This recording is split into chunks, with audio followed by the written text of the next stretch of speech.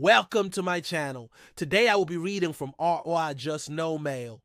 So let's jump into it. My dad was abusive when I was growing up. I'm now 29 and have a wonderful partner who treats me like a queen. We are trying to buy our first home together and we found the perfect place. It's in a quiet neighborhood. The house is beautiful and the price is great. The only issue is that my dad lives 3 houses down. He moved back to my hometown after my parents divorced 2 years ago.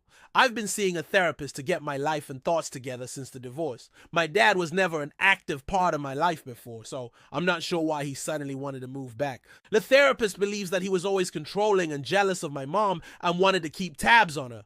I agree with this assessment. I begged my boyfriend to let me buy the house. I was tired of renting and wanted a place of my own where I could start a family and have a safe space. My dad had no idea that I was even looking to buy a house. And when I told him, he said, "I thought we had an understanding that you would stay at your mother's place." I said that I did, but things changed and I want to move forward with my life and this house was my best option. He got really angry and said that I should have told him sooner and that I was being a selfish bitch. I just stared at him dumbfounded. This was the first time that he actually spoke to me in over a year.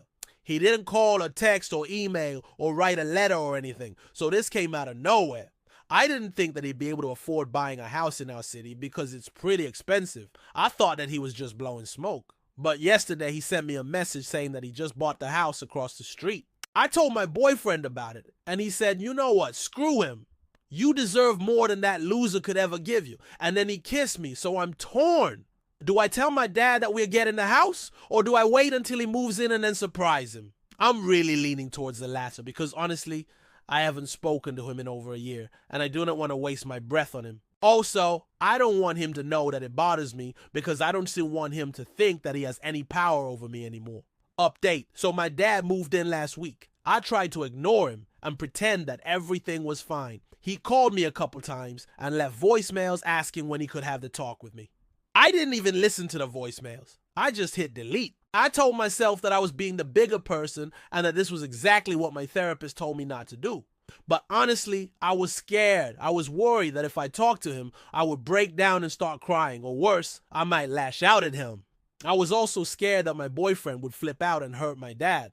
On Saturday, my dad knocked on our door.